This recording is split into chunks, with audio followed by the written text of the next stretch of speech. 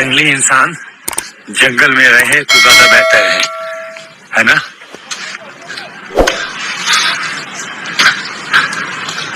जंगल में घूमना पड़ रहा है, क्यों? हिंदुत्व के लिए बात किया था मैंने। पागल हूं ना। कभी कभी लगता है कि साला मैं वो सी होता है ना, मैं सी हूं, साधु नहीं। क्योंकि उड़ता हुआ तीर अपने पीछे घूम रहा हूं।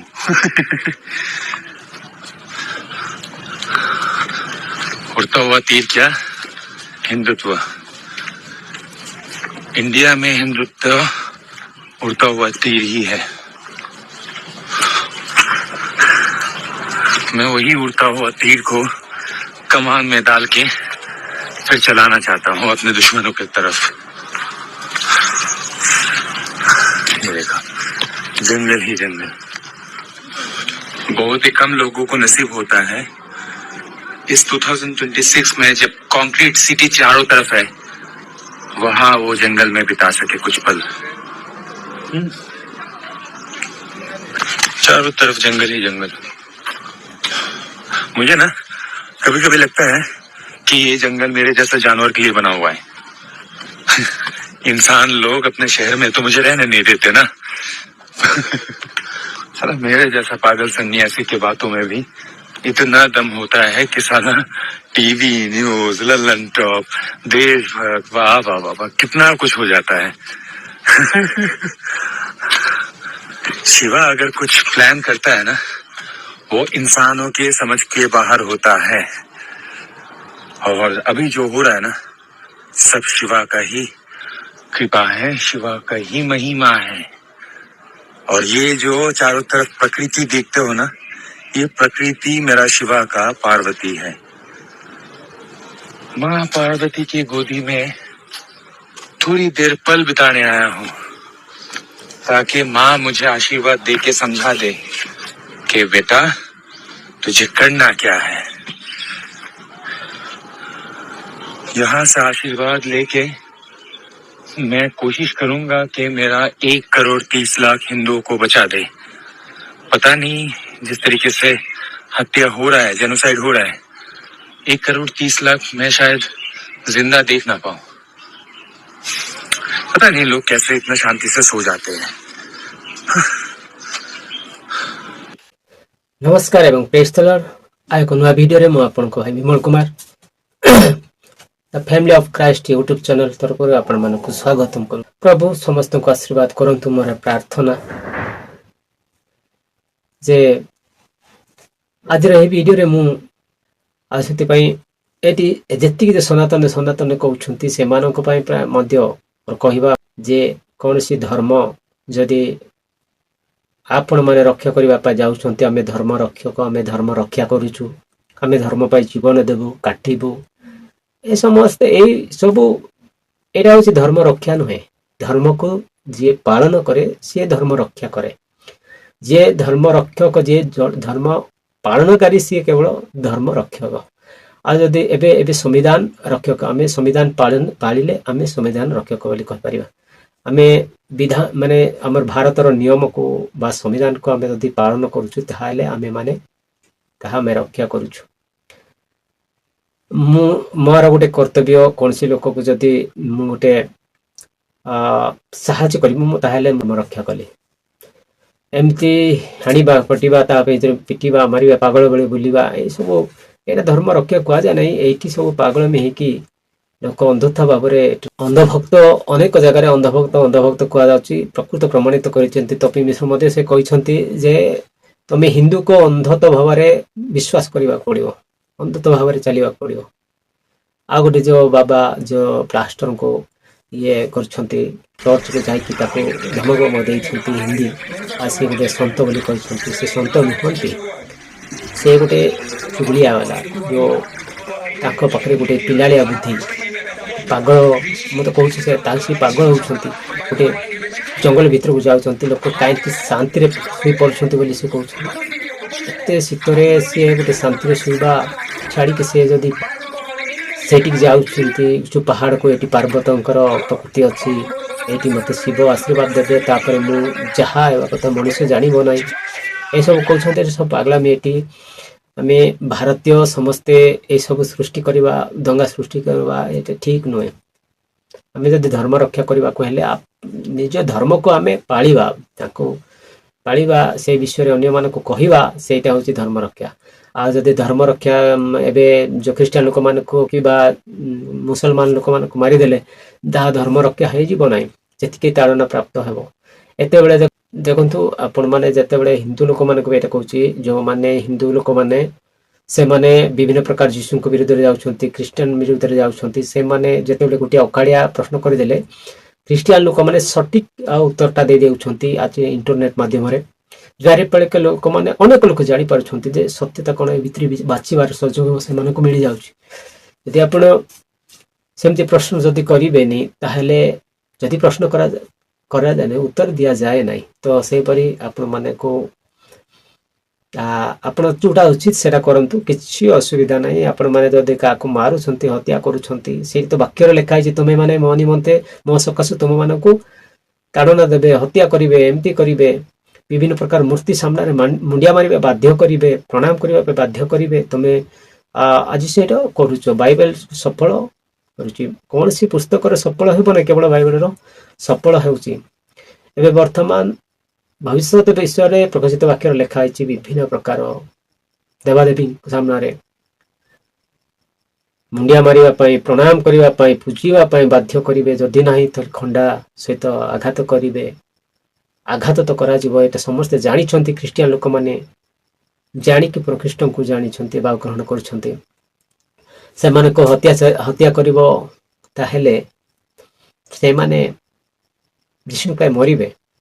ପ୍ରକାଶିତ ବାକ୍ୟରେ ଲେଖା ହେଇଛି, ଯେଉଁମାନେ ଯୀଶୁଙ୍କ ନିମନ୍ତେ ଯୀଶୁଙ୍କୁ ଗ୍ରହଣ କରିବା ଯୋଗୁଁ ଯୀଶୁଙ୍କର ପ୍ରଚାର କରିବା ସମୟରେ ହତ୍ୟା କରାଯାଇଛନ୍ତି, ଅତ୍ୟାଚାରିତ ହେଇଛନ୍ତି, ସେମାନେ ପ୍ରଥମରେ ଉଠିବେ। ଯେତେବେଳେ ଯୀଶୁ ଦ୍ୱିତୀୟ ଆଗମନ କରିବେ, ତୁରୀ ବାଜିବ, ସହସ୍ର ଦୂତଙ୍କ ମେଳରେ ସେ ଆସିବେ, ଆଗମନ କରିବେ। ଆଉ ଆମର ସ୍ୱର୍ଗ ଯଦି ଦେଖିବେ, ବାଇବେଲର ପ୍ରମାଣ ଦେଉଛି ସ୍ୱର୍ଗ ସମୂହକୁ ନେଇକି ଗତି କଲେ ବୋଲି ସେ ଲେଖା ହେଇଛି। ଯୀଶୁ ସ୍ୱର୍ଗ ସମୂହକୁ ସେ ଦେଇ ଗମନ କଲେ। କୋଉଠି? ସ୍ୱର୍ଗ ଉପରିସ୍ଥ ମଧ୍ୟ ଅନେକ ବାଇବେଲର ଶାସ୍ତ୍ର ଲେଖା ହେଇଛି। ଆମେ ସେଇଟାକୁ ନେବା ଗୋଟିଏ 4 ପ୍ରକାର ସ୍ୱର୍ଗ, ଯୋଉଟା ମଧ୍ୟ ଆକାଶ ଯୋଉ କୁହାଯାଉଛି, ସେଇ ଜାଗାରେ ଯୀଶୁ ଆସି ସେଠି ରହିବେ।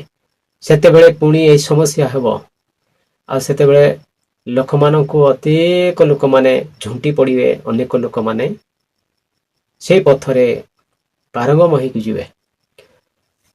ସେଇ ଯୀଶୁ କେବଳ ଖ୍ରୀଷ୍ଟିଆନ ଲୋକମାନଙ୍କୁ ପ୍ରେମ କରିନାହାନ୍ତି, ଆପଣଙ୍କୁ ମତେ ସମସ୍ତ ଧର୍ମର ଭାଷାର ଲୋକମାନଙ୍କୁ ପ୍ରେମ କରୁଛନ୍ତି, କୌଣସି ନିର୍ଦ୍ଦିଷ୍ଟ ଜାତିର ନୁହେଁ। ଆଉ ସେଥିପାଇଁ ପ୍ରଭୁ ଆପଣଙ୍କୁ ମଧ୍ୟ ଚାହୁଁଛନ୍ତି, ଆପଣ ଯଦି ପ୍ରଭୁଙ୍କ ନିକଟରେ ଯିବେ, ପ୍ରଭୁ କେବେ ଆପଣଙ୍କୁ ରିଜେକ୍ଟ କରିବେ ନାହିଁ। ତାଙ୍କୁ ଅନ୍ୱେଷଣ କରିବା ନିହାତି ଦରକାର। ଆପଣ ନୁହେଁ ଯେ ଏମିତି ବି ପ୍ରଭୁଙ୍କର ନିକଟରେ ଗୋଟେ ପ୍ରୟୋଜନ ଲୋକ, ସିଏ ଆମେ ପାଉଲଙ୍କ ବିଷୟ, ଯିଏ ପ୍ରଥମରେ ସାଉଲ ଥିଲେ, ପାଉଲ, ଆପଣ ମାନେ ତ ଗୋଟେ ଚାରା ମଣିଷ ଯାକ, ଏଟା ବୁଲା କୁକୁର ଭଳିଆ ଯୋଉ କହନ୍ତି, ଯୋଉ ମାର୍କେଟରେ ବୁଲନ୍ତି। ବଡ ଜ୍ଞାନୀ ଲୋକମାନେ କେବେ ବି କୋଉ ଜାଗାରେ ଝଗଡା କରନ୍ତି ନାହିଁ। ଏମିତି ଗୋଟେ ଜ୍ଞାନୀ ମାନଙ୍କର ଏଇଟା କାମ ନାହିଁ, ଜ୍ଞାନୀ ମାନଙ୍କର ଏଇ ବୁଦ୍ଧି ନାହିଁ, ଜ୍ଞାନୀ ମାନଙ୍କର ଏଇ ବୁଦ୍ଧି। ଏଠି ହିନ୍ଦୁ ଅନେକ ଅଛନ୍ତି, କିନ୍ତୁ ଏଇ ଭିତରେ ଆପଣ ମାନେ କେବଳ ଅଛନ୍ତି କି ନା? ଆପଣ କିଛି ୟୁଟ୍ୟୁବରେ କିମ୍ବା କୌଣସି ସୋସିଆଲ ମିଡିଆରେ, ଇଣ୍ଟରନେଟରେ ଆପଣ ନିଜକୁ ଶୋ କରିବା ପାଇଁ କହୁଛନ୍ତି, ସେ ସଂକଳ୍ପ ଆପଣଙ୍କୁ ଜଣା। କିନ୍ତୁ କୌଣସି ଜାଗାରେ ଧର୍ମ ବିରୋଧ କରିବା, ଜାତି ବିରୋଧ କରିବା, କୌଣସି ଜାଗାରେ ମାନେ ଅନ୍ୟମାନଙ୍କୁ କିଛି ଟର୍ଚର କରିବା କେବଳ ଛୁଟକାଟିଆ ଲୋକମାନଙ୍କର କାମ। ଏଟା ବୁଦ୍ଧିମାନ ଲୋକମାନଙ୍କର ନାହିଁ, ବଡ ବୁଦ୍ଧିଆ ଲୋକମାନଙ୍କର ନାହିଁ। ତ ଗୋଟିଏ ବିଷୟ, ଆପଣ ମାନେ ଗୋଟେ ବୁଲା କୁକୁର ଭଳିଆ ଲୋକମାନେ କିନ୍ତୁ ପରିଚୟ ହେବାକୁ ଚାହୁଁଛନ୍ତି, ଆପଣ ଗୋଟେ ଉତ୍ତମ ବ୍ୟକ୍ତି ଭାବରେ ପରିଚୟ ହେଲେ ଆପଣଙ୍କ ପାଇଁ ଗୋଟେ ସ୍ମରଣର ବିଷୟ ହବ। ଯଦି ଆପଣ ମାନେ ଏମିତି ଯଦି କାଣ୍ଡ କଣ ହେଲେ ଲୋକ କହିବେ ଇଏ ମରିଗଲା, ଭଲ ହେଇଛି, ଗୋଟେ ଦୁଷ୍ଟାମୀ, ଏ କଳଙ୍କ ଥିଲା ଓଡ଼ିଶା ପାଇଁ କି ଗୋଟେ ଭାରତ ଭଳି କହିବେ। ଯଦି ଜିଇବାର ଅଛି, ମଣିଷ ଓଡ଼ିଶାରେ ଜିଅନ୍ତୁ, ଆଉ ସେଇଟା ମନୁଷ୍ୟ ପାଇଁ ଗୋଟେ ପୂର୍ଣ୍ଣ କର୍ତ୍ତବ୍ୟ ଅଟେ। ଏବଂ ଏଇଠି ନିଅନ୍ତୁ, ପାଉଲ ଜଣେ ଖ୍ରୀଷ୍ଟିଆନ ଲୋକମାନଙ୍କୁ ବନ୍ଦୀ କରି ଗୋଟିଏ ଜାଗାରେ କାରାବାସରେ ନେଉଥିଲେ। ସ୍ତ୍ରୀ ପୁରୁଷ ପିଲା ଛୁଆମାନଙ୍କୁ ବନ୍ଦୀ କରିକି ଆଣିବାକୁ ଅର୍ଡର କରୁଥିଲେ। ତାଙ୍କର ଅଧିକାର ଅଥରିଟି ଥିଲା। ସିଏ ଯେତେବେଳେ ଗୋଟେ ଜାଗାକୁ ମାନେ ଯାଉଛନ୍ତି ଦମସ୍କସ୍ ଯୋଉ ଜାଗାରେ, ଯୀଶୁ ତାଙ୍କୁ କହିଲେ, ଏ ପାଉଲ ଏ ସାଉଲ କାହିଁକି ତ ମତେ କଷ୍ଟ ଦଉଛ?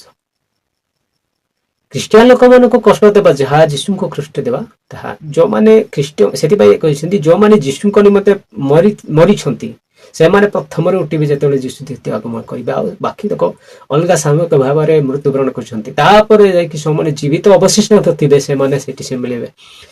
ଏଇଟା ଶେଷ ହେବ ନାହିଁ। ଆଉ ଯୋଉଟା ଈଶ୍ୱର ତାକୁ ଯୀଶୁ କହିଥିଲେ ଯେ ଏଇ ମନୁଷ୍ୟ ଜନ୍ମ ହୋଇନଥିଲେ ଭଲ ହେଇଥାନ୍ତା। ଯୀଶୁ ଏଥିପାଇଁ କହିନଥିଲେ ଯେ ସିଏ ଯଦି ଜଣେ ସେ ମନୁଷ୍ୟ ଈଶ୍ୱର ଯଦି ଜନ୍ମ ହେଇନଥାନ୍ତେ ତାହେଲେ ଯୀଶୁ ବଞ୍ଚିଥାନ୍ତେ, ସେ ମାନେ ଶତ୍ରୁ ହସ୍ତରେ ସମର୍ପଣ ହେଇନଥାନ୍ତେ, ଏଇ କଥା କହିନାହାନ୍ତି। କିନ୍ତୁ ସେ ତାର ପାପକୁ ସେ କହିଛନ୍ତି। ଏତେ ଗୁଡେ ନିଷ୍କଳଙ୍କ ପ୍ରଭୁ ସଦାପ୍ରଭୁ ପରମେଶ୍ୱରଙ୍କୁ ଧରେଇବା ଲୋକ, ଏଡେ ବଡ ପୃଥିବୀରେ ସେ ଲୋକ ଯୋଉ ଦୁର୍ଭାଗ୍ୟ ମଣିଷ ଥିଲା, ସେ କଥା ସେ କହିଛନ୍ତି। ଆଜି ମଧ୍ୟ ଏଇ ଯେ ପ୍ରକାଶିତ ବାକ୍ୟରେ ଲେଖା ହେଇଛି ତୁମମାନଙ୍କୁ ହତ୍ୟା କରାଯିବ, ଯୋଉମାନେ ହତ୍ୟା କରିବେ ସେମାନେ ଦୁର୍ଭାଗ୍ୟର କଥା ଆଜି ମଧ୍ୟ କହିବାକୁ ପଡୁଛି। ଯଦି ଆପଣ ମାନେ ମନ ଫେରାଇବେ ନାହିଁ ତାହେଲେ ଆପଣଙ୍କ ଫଳ ଅଛି। ଆପଣ ଧର୍ମରେ ଆପଣ ରହିକି ଆଉ ପୁଣି କଷ୍ଟ ଦଉଛନ୍ତି ଲୋକମାନଙ୍କୁ, ପାଷ୍ଟରକୁ ଜୟ ଶ୍ରୀରାମ କହି ବାଧ୍ୟ କରାଉଛନ୍ତି, କାହାକୁ ବାଇବେଲ ଉପରେ ଠିଆ କରାଉଛନ୍ତି। ଏଇଗୁଡାକ ସବୁ କଲେ ମାନେ ହିନ୍ଦୁ ହେବେ କି? ଯଦି ବର୍ତ୍ତମାନ ହୃଦୟରେ ପରମେଶ୍ୱରଙ୍କୁ ଯୀଶୁ ବୋଲି ଡାକିବାର ଅଛି, ଆମେ ଯଦି ବାଧ୍ୟ କରିବୁ ଖ୍ରୀଷ୍ଟିଆନ ଲୋକ ଯେ କୌଣସି ହିନ୍ଦୁ ଲୋକକୁ ପ୍ରେଜ୍ ଦ ଲର୍ଡ କହ, ବାଧ୍ୟ ହେଇକି ଜୟ ମସିହ କହ, ଯୀଶୁଙ୍କୁ ପ୍ରଣାମ କରେ କଲି କହିହବନି। ଶରୀରରେ କଲେ ହବନି, ଆତ୍ମାରେ କରିବାର ଅଛି। ଜୟ ଶ୍ରୀରାମ କଥା ଯଦି ଆପଣ କହୁଛନ୍ତି, ଆପଣ ମାନେ କହୁଛନ୍ତି, ଯେତିକି କହୁଛନ୍ତି କରାଉଛନ୍ତି, ଲୋକମାନଙ୍କୁ ବାଧ୍ୟ କରାଉଛନ୍ତି, ତାହେଲେ ଆପଣ ମାନେ ଚିନ୍ତା କରନ୍ତୁ, ଜଣକୁ ବାଧ୍ୟ କଲେ ଜୟ ଶ୍ରୀରାମ କୁହ ବୋଲି, ଯଦି ଜୟ ଶ୍ରୀରାମ କହିଦେଲା କି ଜୟ କୃଷ୍ଣ କହିଦେଲା କି ହରେ ହରେ ରାମ ରାମ କହିଦେଲା ଆପଣଙ୍କ ମାନଙ୍କ ବାଧ୍ୟତାରେ, ତାହେଲେ କଣ ସେ ଭଗବାନ ସନ୍ତୁଷ୍ଟ ହେବେ କି? ହେଇପାରେ, ତମ ଭଗବାନ ସେମିତି ହେଇପାରନ୍ତି, କିନ୍ତୁ ଆମ ପରମେଶ୍ୱର ସେମିତି ନୁହନ୍ତି। ସେଥିପାଇଁ କହିଛନ୍ତି ତୁମର ମନରେ ଯୋଉମାନେ ମତେ ଖାଲି ନିୟମକ ଭାବରେ ପ୍ରଭୁ କହନ୍ତି ସେମାନେ ପ୍ରଭୁ କହନ୍ତି ମୁଁ ତୁମକୁ ଜାଣିବିନି ବୋଲି କହୁଛନ୍ତି। ସେତେବେଳେ କହିବେ ସେ ତୁମେ ଜାଣିବନି, କିନ୍ତୁ ତମର ମନ ଥିଲା ଆଉ ଗୋଟେ ଜାଗାରେ, ତମର ଶରୀର ଥିଲା ଏଇଠି। ମନ ପ୍ରାଣ ଆତ୍ମା ସହିତ ଗୋଟିଏ କୌଣସି ଈଶ୍ୱର ବୋଲି ମାନୁଥିବା ବା ଈଶ୍ୱର ଭଗବାନ ବୋଲି ମାନୁଥିବାକୁ ଆମେ ପ୍ରଭୁ ବୋଲି ସ୍ୱୀକାର କରିବା ଦରକାର। ସେଥିପାଇଁ ବାଇବେଲ ଲେଖା ଅଛି ପ୍ରଭୁ ଯୀଶୁ କୃଷ୍ଣଙ୍କ ଆପଣା ବ୍ୟକ୍ତିଗତ ତ୍ରାଣକର୍ତ୍ତା ରୂପେ ଗ୍ରହଣ କରିବା ଆବଶ୍ୟକତା ରହିଛି। ଏମିତି ଜଣେ ବାଧ୍ୟତା କଲେ ନୁହେଁ। ମୁଁ ମଧ୍ୟ କହିବାକୁ ଅଛି, ଏଇଟା ଶେଷ ପର୍ଯ୍ୟନ୍ତ ଆପଣମାନଙ୍କୁ ଭିଡିଓ ବହୁତ ଲମ୍ବା ହେଇଛି। ହିନ୍ଦୁ ଲୋକମାନଙ୍କ ପାଇଁ ମୁଁ କହିବା କଥା ଯେ କୌଣସି ହିନ୍ଦୁ ଲୋକ, କୌଣସି ଖ୍ରୀଷ୍ଟିଆନ ଲୋକ ଆପଣ ମାନଙ୍କୁ ଯଦି ଖ୍ରୀଷ୍ଟିଆନ ହୁଅ ବୋଲି କହୁଛନ୍ତି, ତାହେଲେ ଆପଣ ଖ୍ରୀଷ୍ଟିଆନ ହୁଅନ୍ତୁ ନାହିଁ। ମୁଁ କହୁଛି, ମୁଁ ପ୍ରଭୁଙ୍କର ଆଲୋକ ହିସାବରେ ମୁଁ କହୁଛି, ଆପଣ ମାନଙ୍କୁ ଯଦି କେହି ବାଧ୍ୟ କରୁଛି ତମେ ଖ୍ରୀଷ୍ଟିଆନ ହୁଅ, ଟଙ୍କା ମିଳିବ, ଚାଉଳ ମିଳିବ, ଏଟା ମିଳିବ, ସେଟା ମିଳିବ, ଆପଣ ଏବେ ହୁଅନ୍ତୁ ନାହିଁ। କୋଉଠି ଯାଇକି ଏଫଆଇଆର ଦେବା କଥା ତ ଛାଡ, ମୁଁ କହୁନି ଏଫଆଇଆର ଦିଅନ୍ତୁ ବୋଲି କହୁନି, ଆପଣଙ୍କ ଉପରେ ଡିପେଣ୍ଡ କରୁଛି କି ଆପଣଙ୍କୁ ବାଧ୍ୟତା କରୁନାହିଁ। କୋଉ ଖ୍ରୀଷ୍ଟିଆନ ଲୋକମାନେ କେବେ ଚାଉଳ ଚାଉଳ 2 କେଜି ଚାଉଳ ବିଭିନ୍ନ ପ୍ରକାର ପଇସା ପତ୍ର କଥା କହୁଛନ୍ତି, ଏଟା ଲଜ୍ଜାର ବିଷୟ। ଆପଣ ଗୋଟେ 2 କେଜି ଚାଉଳ ପାଇଁ ବିକ୍ରି ହଉଛନ୍ତି, ଏଟାକୁ ଲାଜ ବିଷୟ। ଅନେକ ଜାଗାରେ ଭିଡିଓ ଭାଇରାଲ ହେଉଛି। ଏଇଟା ଆପଣ ଯଦି ଭଲରେ ଶିକ୍ଷା ପାଆନ୍ତୁ, ପଚାରନ୍ତୁ ଯୀଶୁଙ୍କ ବିଷୟରେ କଣ, ଖ୍ରୀଷ୍ଟିଆନ ହେଲେ କଣ ହେବା ଦରକାର, ତାପରେ ସେ ଶିକ୍ଷା ଦେବେ। ପ୍ରଭୁଙ୍କ ପାଇଲେ ପରିତ୍ରାଣ ଅଛି କି ଏହି ମୂଲ୍ୟ ଅଛି, ମାନେ ଆଗାମୀ ଦିନରେ ତମର ସ୍ୱର୍ଗ ନରକ, ଆପଣ ପରିତ୍ରାଣ ପାଇବେ, ସ୍ୱର୍ଗକୁ ଯିବେ, ପରମେଶ୍ୱର ଆପଣଙ୍କର ଇଏ କରିବେ, ଆପଣଙ୍କ ପାଇଁ ଉଦ୍ଧାର କଲେ, ମୃତ୍ୟୁବରଣ କଲେ, କ୍ରୁଶରେ ମରିଗଲେ, ଆପଣଙ୍କର ପାପ ନେଇଗଲେ, ଏଇ ସବୁ କହିବେ, ତାହେଲେ ଆପଣ ଗ୍ରହଣ କରନ୍ତୁ। ଆଉ ଯଦି କିଏ ପଇସା ଦେଇଦେବି, ନହେଲେ କିଏ କହିବେ କି ତମେ ଖ୍ରୀଷ୍ଟିଆନ ହୁଅ, ଖ୍ରୀଷ୍ଟିଆନ ହେଲେ ଏମିତି ହବ, ଭଲ ହେବ, ରୋଗ ଭଲ ହେବ, ରୋଗରୁ ଭଲ ହେବ, ଏମିତି କହ। ଏଇଟା ପ୍ରାର୍ଥନା କରିବା ଦ୍ୱାରା ରୋଗ ଭଲ ହେବେ। Actually, I am saying that is the truth. But ଆପଣ କେତେବେଳେ ରୋଗ ଠାରୁ ମୁକ୍ତି ପାଇବା, ରୋଗରୁ ସୁସ୍ଥ ହେବା ପାଇଁ ଖ୍ରୀଷ୍ଟିଆନ ହୁଅନ୍ତୁନି କେବେ। ଆପଣ ମରନ୍ତୁ, ରୋଗ ହଉ, ଦୁଃଖ ହଉ, ସୁଖ ହଉ, ପ୍ରଭୁ ବଳେ ସବୁବେଳେ ପ୍ରଭୁ ବୋଲି କହିବା ପାଇଁ ଯଦି ଆପଣ ପ୍ରସ୍ତୁତ ଅଛନ୍ତି ତାହେଲେ ଖ୍ରୀଷ୍ଟିଆନ ହୁଅନ୍ତୁ। ମୁଁ କହୁଛି ଯଦି କୌଣସି ଲୋକ ଆପଣଙ୍କୁ ଫୋର୍ସ କରେ ଖ୍ରୀଷ୍ଟିଆନ ହେବା ପାଇଁ, ଆପଣ ତାଙ୍କ କଥା ମାନନ୍ତୁ ନାହିଁ। ଉଦ୍ଦେଶ୍ୟ ଜାଣନ୍ତୁ ଏଇ ଜିନିଷଟା, ଯେ ଜଣେ ବ୍ୟବସାୟୀ ଲୋକ ଆସୁଛନ୍ତି ଏବେ ଗାଁ ଗାଁ ବୁଲୁଛନ୍ତି, ସେମାନେ କହୁଛନ୍ତି ଲଟରୀ ବାଲା ହଉ, ଯେ କହୁଛନ୍ତି ବୁଝଉଛନ୍ତି, ତାପରେ ବୁଝିଲା ପରେ ଲୋକ ନେବା ନ ନେବା ତାଙ୍କ ଉପରେ ଡିଫେନ୍ସ କରେ। ଯଦି ସିଏ ବାଧ୍ୟ କରୁଛନ୍ତି ନିଅ ନିଅ କହିଲେ, ତାକୁ ୟାକୁ ନେଲେ କଣ ଅଧିକ ମାନେ ଉପକାର କଣ ଅଛି? ମାନେ ଯୀଶୁଙ୍କୁ ମୁଁ ଗ୍ରହଣ କରିବି ତାହେଲେ ମତେ ମୋର କଣ ହବ, ଲାଇଫରେ କଣ ହବ? ନାଇଁ ମତେ ତମକୁ ଟଙ୍କା ଦିଆଯିବ, ଟଙ୍କା ଦିଆଯିବ କେତେବେଳେ? ତ କିଏ ଟଙ୍କା ଦେବ? କିଏ ଦେବେ ନାହିଁ। ଖ୍ରୀଷ୍ଟିଆନ ହେବା ପାଇଁ କିଏ ଖ୍ରୀଷ୍ଟିଆନ ପଇସା ଦେବେ ନାହିଁ। କୋଉଠୁ ପଇସା ଦେବେ? ସେମାନେ ଖ୍ରୀଷ୍ଟିଆନ ଲୋକମାନେ ନହେଲେ ସରକାରକୁ ଆବଶ୍ୟକ କରିନଥାନ୍ତେ, ସେ ଆମେରିକା ଟଙ୍କା ଆସିଥାନ୍ତା, ଆଉ ସେମାନେ ବିଲ୍ଡିଂ ଉପରେ ବିଲ୍ଡିଂ ବିଜନେସ ତାଙ୍କ ସହିତ ଡିଲ୍ କରିକି କାମ କରିଥାନ୍ତେ। ଏଠି ଇଣ୍ଡିଆରେ ବି କେହି କାହାକୁ ଚାନ୍ସ ଦେଇନଥାନ୍ତେ ବାହାର ଦେଶରୁ। କିଏ ପଇସା ଦେବେ ନାହିଁ ଆଜ୍ଞା, କିଏ ପଇସା ଦେବେ ନାହିଁ କି ଚାଉଳ ନାହିଁ। ଏଟା ଗୋଟେ ସାହାଯ୍ୟ। ବାଇବେଲର ଅନେକ ଜାଗାରେ ଲେଖା ଅଛି ଲଭ୍ ଇଚ୍ ଅଦର, ଆପଣ ମାନେ ପରସ୍ପରକୁ ପ୍ରେମ କର, ହେଲ୍ପ ଇଚ୍ ଅନଦର, ପରସ୍ପରକୁ ସାହାଯ୍ୟ କର। ଏଇଟା ସବୁ ଅଛି ବାକ୍ୟରେ।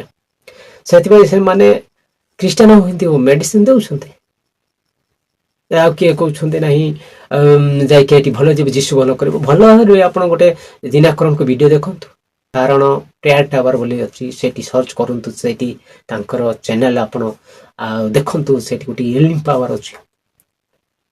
ଆଉ ଯଦି ଆଉ ଗୋଟେ ଅନମୋଲ ମଲ୍ଲିକ, ତାଙ୍କର ଏସବୁ ଅଛି, ସେ ପ୍ରଭୁ ସୁସ୍ଥତା କରିବେ ନିଶ୍ଚୟ ଯୀଶୁ ନାମରେ, ଯୀଶୁ ନାମରେ। ଆଉ ସେ ନଡ଼ିଆ ଧୂପକାଠି କିଛି ନେବେ ନାହିଁ, ସେମାନେ ଅଭିଷିକ୍ତ ବ୍ୟକ୍ତି, ତାଙ୍କ ପ୍ରଭୁ ଦେଇଛନ୍ତି ଯୀଶୁଙ୍କ ନାମରେ। ଯୀଶୁ କହିଛନ୍ତି ଯେ ତୁମ୍ଭେ ମାନେ ମୋ ଠାରୁ ଅଧିକ, ଯୀଶୁ ଖଞ୍ଜ ମାନଙ୍କୁ ସୁସ୍ଥ କଲେ।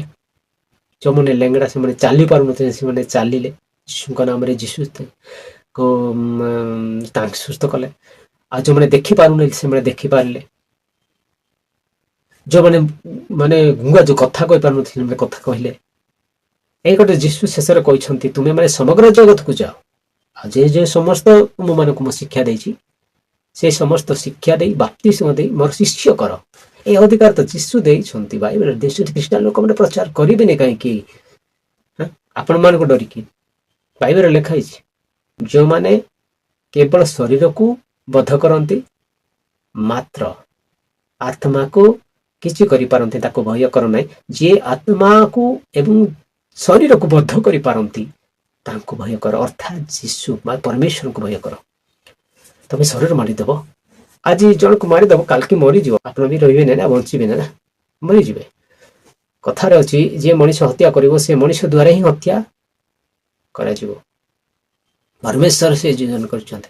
ଏବେ ଅନେକ ଜାଗାରେ ଆପଣ ମାନେ ଝଗଡ଼ା କରୁଛନ୍ତି, କୋଉ ଖ୍ରୀଷ୍ଟିଆନ ଚାପଡ଼ା ମାରି ପାରିବନି କାହାର? ଖାଲି ତାଙ୍କ ପାଖରେ ଗୋଟେ ଦୁର୍ବଳ ଆତ୍ମା ଅଛି, ଦୁର୍ବଳ ଶରୀର ଅଛି କି? ବହୁତ ଅଛନ୍ତି, କିନ୍ତୁ ସେ ସବୁ ଅଧିକାର କଣ ନାହିଁ କି ଖ୍ରୀଷ୍ଟିଆନ ମାନଙ୍କର? କିନ୍ତୁ ସେଇଟା ଅଛି ଅଧିକାର ବାଇବେଲ କାଟି ଦେଇଛି, ପ୍ରଭୁଙ୍କର ଆଜ୍ଞା କାଟି ଦେଇଛି, ଶିକ୍ଷା କାଟି ଦେଇଛି। ପରମେଶ୍ୱର ଯୀଶୁଙ୍କୁ ଯେତେବେଳେ ଧରିଲେ, ପିତର ତାଙ୍କର କାନ କାଟିଦେଲେ, ତାଙ୍କୁ ଯୋଡ଼ିଦେଲେ, କହିଲେ ତମେ ଖଡ୍ଗ ତୁମେ ରଖ। ଆମର ବାକ୍ୟ, ମୁଁ ଯଦି ଚାହିଁଥାନ୍ତି ସ୍ୱର୍ଗର ଦୂତ ମାନେ ସହସ୍ର ଦୂତ ଆସି ମତେ ଲଢେଇଥାନ୍ତି, ମୁଁ ପ୍ରଭୁ ପିତାଙ୍କ ନିକଟରେ ମୁଁ ଅନୁରୋଧ କରିଥାନ୍ତେ। ଏ ପୃଥିବୀରେ ଚାଲି ଚାଲି ସେମାନେ ଉଡି ଉଡି ମାରିଥାନ୍ତେ। ସ୍ୱର୍ଗର ଦୂତ ମାନେ ଉଡି ଉଡି ମାରିଥାନ୍ତେ। ଆପଣ ମାନେ ଯଦି ଶଗଡ଼ରେ ଯାଇକି କାରରେ ଗୋଟେ ଉଡାଜାହାଜ ସହିତ ଯୁଦ୍ଧ କରିପାରିବେ? ନାଇଁ, ସେହିପରି କରିଥାନ୍ତେ, କିନ୍ତୁ ପ୍ରଭୁ ସେଇଟା ଚାହିଁଲେ ନାହିଁ, ତାକୁ ପୁଣି ଯୋଡ଼ି ଦେଲେ। ଯେଉଁମାନେ ହତ୍ୟା କଲେ, କ୍ରୁଶ ଚଢାଇଲେ, ତାଙ୍କ କ୍ରୁଶ ଉପରେ କହୁଛନ୍ତି ପ୍ରଭୁ ଏମାନଙ୍କୁ ପିତା ଏମାନଙ୍କୁ କ୍ଷମା କର, ଏମାନେ କଣ କରନ୍ତି ଜାଣନ୍ତି ନାହିଁ। ଅର୍ଥାତ୍ ଏବେ ହିଁ କହିଲି, ଯେଉଁମାନେ ଯୀଶୁଙ୍କ ବିରୋଧ କରୁଛନ୍ତି ସେମାନେ ଜ୍ଞାନର ଅଭାବକୃତ ଲୋକମାନେ, ସେମାନେ ଜ୍ଞାନୀ ମାନ ନାହିଁ, ସେମାନଙ୍କର ବୁଦ୍ଧି ନାହିଁ, କୌଶଳ ନାହିଁ। ଛୋଟ ପିଲାମାନଙ୍କୁ କ୍ଷମା ଦେବା, ଆମେ ଏଇ ଛୋଟ ପିଲା କଣ କରିଦେଲା ତାକୁ ଦୋଷ ଧରିବା ଆବଶ୍ୟକ ନାହିଁ, ତାକୁ କ୍ଷମା କର। ଯୀଶୁ ସେପରି ଆମର ଏଇ ଜଗତର ଲୋକମାନଙ୍କର ବୁଦ୍ଧିକୁ ଗୋଟେ ଛୋଟ ଛୁଆ ସହିତ କହିଛନ୍ତି।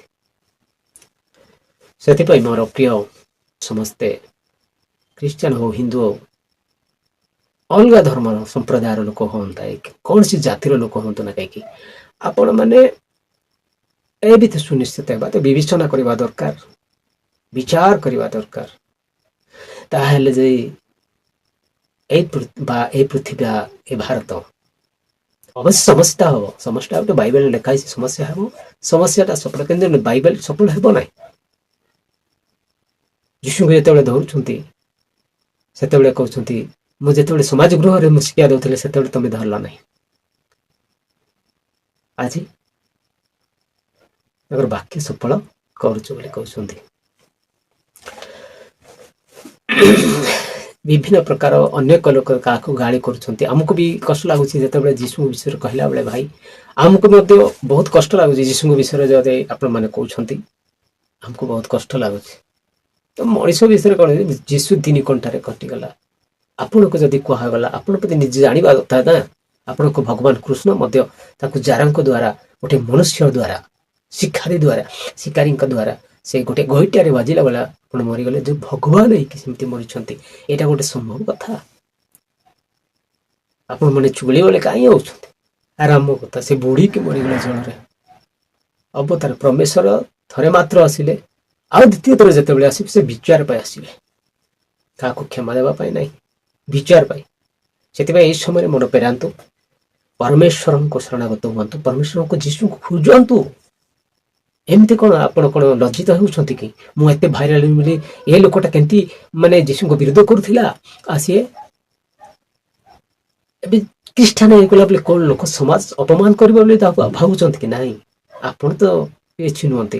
ପାଉଲ କି ପ୍ରକାର ଲାଗୁଥିଲେ ମେମ୍ବର୍ସ ମାନଙ୍କୁ ଗୋଟେ ମାନେ ଏଇଠି ବିଚାରକ ମାନଙ୍କ ମଧ୍ୟରେ ଜଣେ ଥିଲେ, ସିଏ ବନ୍ଦୀ କରିକି ଆଣୁ ବୋଲି ଅର୍ଡର କରୁଥିଲେ, ବନ୍ଦୀ କରିକି ଆଣୁଥିଲେ ଆଉ ସେମାନଙ୍କୁ ବନ୍ଦୀ କରି ମାରୁଥିଲେ, ହତ୍ୟା କରୁଥିଲେ। ସେ ଆଜି ଏହି ପୁସ୍ତକ ଲେଖିଛନ୍ତି, ରୋମିଓ ପୁସ୍ତକ, ତିମୋଥୀ ପୁସ୍ତକ, ଏମିତି ସବୁ ପୁସ୍ତକ ଲେଖିଛନ୍ତି। 12ଟି ପୁସ୍ତକ ଲେଖିଛନ୍ତି, 12ଟି, କିଏ ତ 14ଟି, କିଏ ତ କଣ ସବୁ କହୁଛନ୍ତି। ସିଏ ତ କେବେ ଲାଞ୍ଛିତ ହେଲେ ନାହିଁ। ମୁଁ ଗୋଟେ ଏମିତି ତାଙ୍କୁ ମଧ୍ୟ ଏମିତି ହତ୍ୟା କରାଯାଇଛି। ଭିଡ଼ିଓଟି ବହୁତ ଲମ୍ବା ଅଛି, ବହୁତ କିଛି କହନ୍ତି।